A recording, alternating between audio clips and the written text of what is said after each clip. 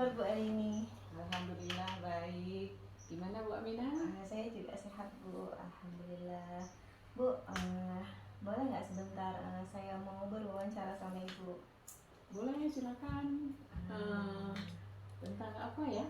Jadi gini Bu kan, saya kan sekarang akan melakukan wawancara dengan Ibu karena dari program Guru Penggerak saya ada tugas di demonstrasi kontekstual di modul 3.1 tentang pengambilan keputusan berdasarkan berbasis nilai kebajikan sebagai pemimpin.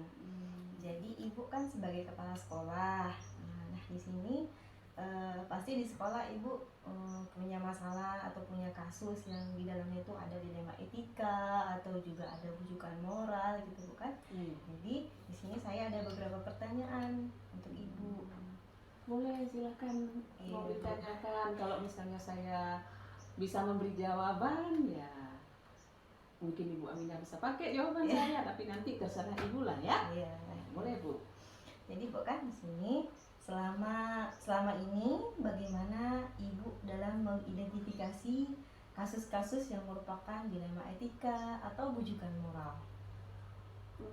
Kalau dalam menyikapi kasus itu, jika kasus yang terjadi melanggar hukum berarti itu bujukan moral. Tapi jika kasus yang terjadi tidak melanggar hukum atau jika dipublish saya merasa aman-aman saja, itu berarti dilema etika itu kalau menurut yang saya ketahui. Berarti saya tangkap di sini kalau dilema etika itu berarti di situ nggak ada pelanggaran hukum Bu ya. Terus kalau bujukan moral berarti di situ kalau dipublish Ibu merasa nggak nyaman gitu ya. Oke, jadi selama ini Bu, bagaimana Ibu menjalankan pengambilan keputusan di sekolah, terutama untuk kasus-kasus di mana ada dua kepentingan yang sama-sama benar atau sama-sama mengandung nilai kebajikan? Kalau dalam hal itu kebiasaannya ya Ibu, kami di sini mengkaji baik buruk dari kedua nilai kebajikan yang terdapat dalam kasus.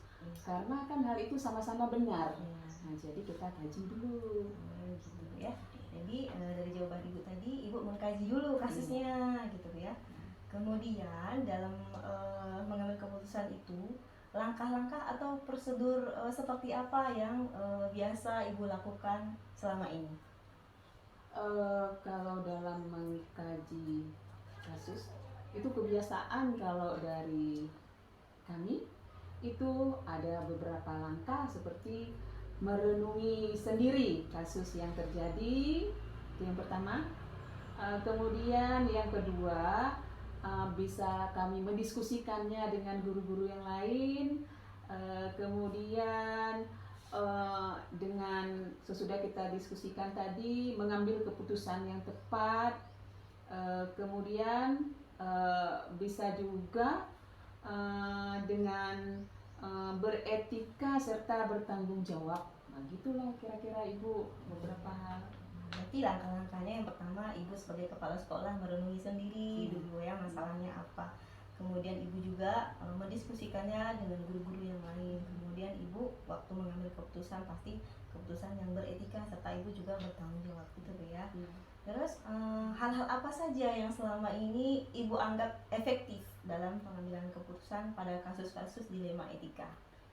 Kalau pada kasus dilema etika itu yang menurut saya yang paling efektif yaitu mendiskusikan permasalahan yang terjadi itu bersama teman-teman sejawat yang lebih berpengalaman gitu ya di sekolah, agar tidak salah dalam pengambilan keputusan. Jadi saya bukan mengambil sendiri tetapi dengan mendiskusikan bersama guru-guru yang berpengalaman.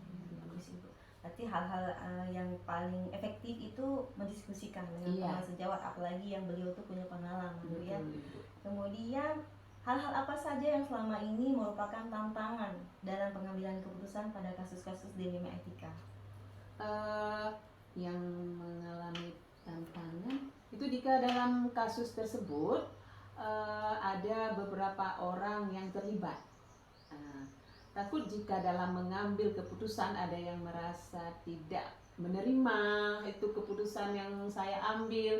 Jadi dia tidak bisa menerima, kemudian ada yang lain bisa terima, namun yang sebagiannya lagi kan tidak bisa terima. Itu yang menjadi tantangan ya, merupakan suatu tantangan juga. Iya, Bu. Berarti dalam menghadapi dua Iya. ini Bu ya, dua orang ini, yang satu menerima, yang satu nggak menerima Bu ya. Iya. Oke, baiklah. Terus apakah Ibu memiliki sebuah tata kala atau jadwal tertentu dalam sebuah penyelesaian kasus dilema etika? Apakah Ibu langsung menyelesaikan di tempat atau memiliki sebuah jadwal untuk menyelesaikannya? Bentuk atau prosedur seperti apa yang Ibu jalankan? Oh, kalau dalam hal ini itu yang pertama kita mengidentifikasi masalah dulu, kemudian faktor-faktor yang terjadi, kemudian mengapa terjadi, kemudian kita juga bagaimana hal itu bisa terjadi, kemudian apakah bisa diperbaiki, kemudian apa keputusan yang terbaik. Jadi dari hal-hal itu nanti baru kita bisa ambil satu apakah keputusan ini terbaik. Berarti banyak sekali ya yang Ibu bentuk-bentuk atau prosedur yang Ibu lakukan. Seperti tadi Ibu lihat faktor yang terjadi, mengapa itu bisa terjadi, apa bisa diperbaiki atau tidak Bu ya. Kemudian adakah seseorang atau faktor-faktor yang selama ini mempermudah atau membantu Ibu dalam pengambilan keputusan dalam kasus-kasus dilema etika? Ada, misalnya kita akan mengidentifikasi permasalahannya, kemudian membuat pilihan keputusan, kemudian melihat resiko yang terjadi itu bagaimana. Jadi begitu kira-kira Ibu. Ya, berarti lebih ke lebih memperhatikan lagi ya pilihannya, terus risiko-risiko yang ada. Kemudian yang terakhir nih Bu ya, dari semua hal yang telah Ibu sampaikan tadi ya, pembelajaran apa yang dapat Ibu petik dari pengalaman Ibu mengambil keputusan dilema etika selama ini? Kalau di sini saya bisa ambil keputusan ya, bisa mengambil kesimpulan. Maksud saya dalam mengambil suatu keputusan permasalahan yang dilema etika, itu hendaknya berpedoman pada nilai-nilai kebajikan, bertanggung jawab akan keputusan yang kita ambil, kemudian dan yang paling penting, paling utama itu keputusan yang kita ambil itu harus berpihak kepada murid. Itu Ibu. Ya, berarti di sini saya tangkap ya paling utama itu berpihak pada murid dulu Bu ya. Kemudian Ibu juga berpedoman pada nilai-nilai kebajikan, terus juga Ibu akan bertanggung jawab dengan keputusan yang Ibu ambil. Jadi hanya itu saja Bu yang ingin saya tanyakan kepada Ibu. Terima kasih atas jawabannya. Semoga keputusan yang Ibu ambil di sini merupakan keputusan yang terbaik bagi semua orang dan juga tidak merugikan antara satu orang ataupun satu kelompok ya. Terima kasih atas waktunya. Sama-sama Ibu. Mudah-mudahan apa yang saya sampaikan itu bisa bermanfaat untuk Ibu juga. Iya, terima kasih Ibu. Assalamualaikum. Waalaikumsalam warahmatullahi wabarakatuh.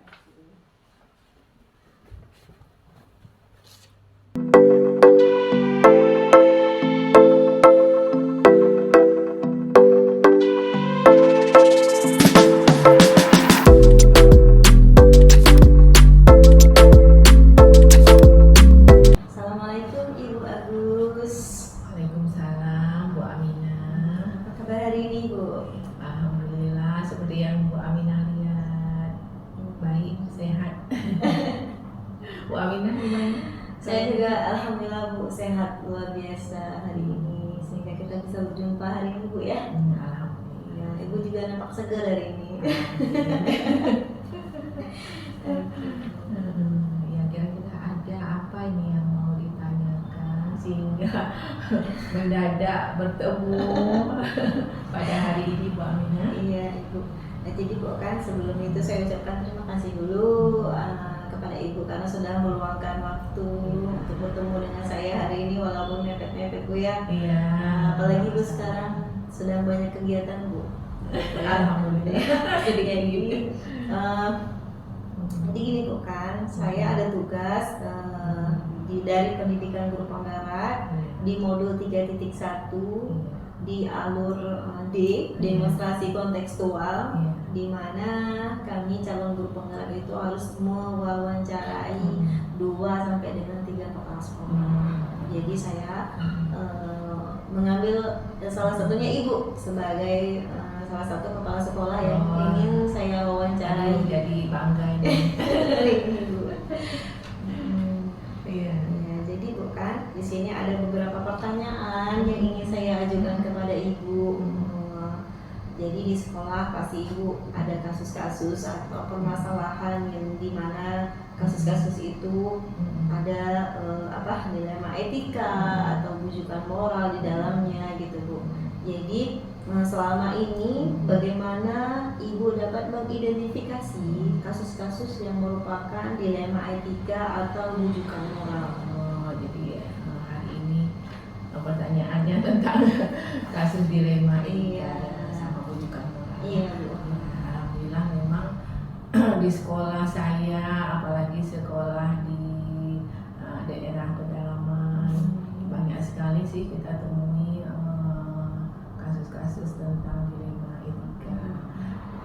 Dan biasanya saya mengidentifikasi pada kasus ini adalah ada tidak ya pada kasus ini nilai-nilai kebajikan yang kita temui. Kalau misalnya dalam kasus ini ada nilai kebajikannya yang harus kita pilih, yang sama-sama benar, maka kasus ini kita golongkan ke kasus dilema etika. Tapi kalau misalnya pada kasus ini sudah menyalahi aturan atau berdasarkan norma hukum, ya, itu sudah golongkan ke kasus bukan. Jadi saya tangkap di sini kalau dilema etika itu berarti kasus-kasusnya itu ada nilai-nilai kebajikan yang sama-sama benar yang harus kita pilih salah satu. Kemudian kalau bujukan moral itu berarti yang melanggar aturan atau norma-norma yang ada itu Bu ya. Nah, kemudian selama ini bagaimana ibu menjalankan pengambilan keputusan di sekolah ibu, terutama untuk kasus-kasus di mana ada dua kepentingan yang sama-sama benar atau sama-sama mengandung nilai kebajikan. Nah ini ya agak berat ya. Jadi untuk mengambil keputusan pada kasus yang sama-sama benar, di situ ada nilai kebajikannya yang sama-sama benar, itu memang harus betul-betul kita memikirkan konsekuensi dari keputusan yang nanti akan kita ambil. Apakah keputusan yang kita ambil itu sudah tepat menjadi solusi bagi kasus itu dan bisa kita pertanggungjawabkan, atau nanti malah bukan menjadi solusi dari permasalahan tersebut, dan atau bisa merugikan bagi orang lain. Jadi kita harus betul-betul mempertimbangkan keputusan yang kita akan ambil. Jadi saya dengar tadi jawaban dari ibu bahwa harus betul-betul memikirkan konsekuensi yang akan kita ambil ya, konsekuensi yang akan terjadi, apakah keputusan yang ibu ambil itu sudah tepat atau solusi yang ibu ambil itu sudah benar. Kemudian ibu juga akan mempertanggungjawabkan apa yang sudah keputusan yang ibu ambil tadi ya. Kemudian langkah-langkah atau prosedur seperti apa yang biasa ibu lakukan selama ini di sekolah dalam pengambilan keputusan? Ya, jadi biasanya sebelum kita membuat keputusan untuk kasus dilema etika, itu kita pertama harus tahu dulu latar belakang dari masalah ini. Kemudian, jadi kita benar-benar tahu apa yang menyebabkan kasus ini. Kemudian siapa di situ yang terlibat? Apakah guru, siswa, atau melibatkan orang di luar sekolah? Kemudian bagaimana kasus ini? Apakah ringan atau berat? Kemudian nanti keputusan yang kita ambil, apakah apakah keputusan yang akan kita ambil itu benar-benar bermanfaat dan bisa kita pertanggungjawabkan. Jadi itu betul-betul harus kita perhatikan. Berarti langkah-langkahnya yang pertama ibu akan mencari tahu dulu apa latar belakang dari masalahnya, kemudian penyebabnya apa, kemudian siapa yang terlibat, apakah itu guru, apakah itu siswa, kemudian apakah orang yang dari luar, gitu ya. Kemudian ibu juga akan melihat apakah kasus itu ringan atau berat. Kemudian keputusan yang ibu ambil juga keputusan yang tidak merugikan orang lain atau keputusan yang yang tepat, gitu ya. Kemudian hal-hal apa saja yang selama ini ibu anggap efektif dalam pengambilan keputusan pada kasus-kasus dilema etika. Jadi pada kasus dilema etika ini kita harus benar-benar supaya keputusan nanti kita efektif, ya, itu kita harus benar-benar bisa mengidentifikasi kebajikan apa yang terdapat pada kasus tersebut, ya. Kemudian keputusan nanti yang kita ambil itu benar-benar keputusan yang memang berpihak pada murid-murid kita. Itu yang paling penting. Berarti hal-hal yang harus ibu perhatikan di sini bahwa ibu akan mengidentifikasi nilai kebajikan dari sebuah kasus itu, ya. Kemudian ibu dalam mengambil keputusan juga akan berpihak pada murid-murid ibu, gitu ya. Kemudian hal-hal apa saja yang selama ini merupakan tantangan dalam pengambilan keputusan pada kasus-kasus dilema etika. Iya, jadi tantangan dalam mengambil keputusan itu sudah pasti solusi yang kita ambil. Kadang-kadang solusi yang kita berikan benar tapi tidak bermanfaat, atau solusi itu nanti sudah tepat. Itu yang pertama. Kemudian kita juga kadang-kadang melihat kasusnya. Kalau kasus-kasus ringan mungkin waktu kita mengambil keputusan akan lebih efektif. Tapi kalau kasus-kasus yang berat mungkin banyak pertimbangan yang harus kita evaluasi kembali. Jadi saya tangkap tadi jawaban ibu bahwa yang tantangan ibu ini, ya. Jadi ibu bilang bahwa solusinya yang ibu berikan kadang-kadang sudah bagus di ibu, nggak bagus di orang lain, gitu Bu, ya. Kemudian kadang-kadang solusi yang kita berikan harus benar-benar bermanfaat bagi orang lain. Kemudian juga kalau kasus itu ringan, maka dengan mudah akan diselesaikan, gitu Bu, ya. Tapi kalau misalnya kasusnya besar, gitu, harus kita melibatkan orang yang banyak, gitu Bu, ya. Itu tantangannya. Kemudian ibu, apakah ibu memiliki sebuah tata krama atau jadwal tertentu dalam sebuah penyelesaian kasus dilema etika? Apakah ibu langsung menyelesaikannya di tempat atau memiliki sebuah jadwal untuk menyelesaikannya? Bentuk atau prosedur seperti apa yang ibu jalankan selama ini? Ya, baik. Jadi kalau untuk kasus-kasus yang ringan, misalnya masalah disiplin kehadiran, disiplin masuk kelas atau etika dengan guru, mungkin kasus ini harus segera kita selesaikan, ya. Karena kalau tidak kita selesaikan, masalah ini berlarut-larut dan menjadi contoh yang tidak baik bagi siswa yang lain. Jadi benar-benar harus diputuskan segera. Tapi kalau misalnya kasus kenaikan kelas, kelulusan, atau masalah-masalah narkoba atau bully yang berat atau yang melibatkan pihak-pihak lain, mungkin kita perlu mengundang orang tuanya sendiri, atau mengundang komite, atau mengundang mungkin perangkat desa atau pengawas, ya. Jadi itu membutuhkan waktu karena kita harus membuat undangan, kita harus menetapkan jadwal, baru nanti kita melakukan rapat atau musyawarah, baru nanti akan ada sebuah keputusan. Jadi saya tangkap tadi bahwa ibu punya jadwal tata kala atau jadwal tertentu dalam menyelesaikan masalah. Kalau dalam masalah kecil itu mungkin segera akan terselesaikan di kasus misalnya tentang disiplin siswa, tentang etika dia tentang bersama gurunya, tentang bersama dengan kawannya, gitu. Iya. Kemudian kalau kasus besar seperti kasus naik kelas, bully, narkoba, Iya. itu ibu melibatkan banyak orang, Iya. mulai dari orang tuanya, Iya. kemudian komite sekolah, Iya, guru mapel, ya. guru mapel, perangkat desa, gitu ya. Iya. Kemudian adakah seseorang atau faktor apa yang selama ini mempermudah atau membantu ibu dalam pengambilan keputusan dalam kasus-kasus dilema etika? Iya, jadi biasanya dalam memutuskan kasus dilema etika ini saya tidak memutuskan sendiri, tapi biasanya saya untuk mengetahui latar belakang masalah itu biasanya kita akan melakukan diskusi dengan wali kelasnya, dengan guru BP atau kesiswaan, atau untuk kasus-kasus misalnya tentang kenaikan kelas atau kelulusan atau yang lain, itu kita harus bermusyawarah dulu dengan seluruh warga sekolah, atau bisa juga malah dengan atasan saya, misalnya pengawas sekolah.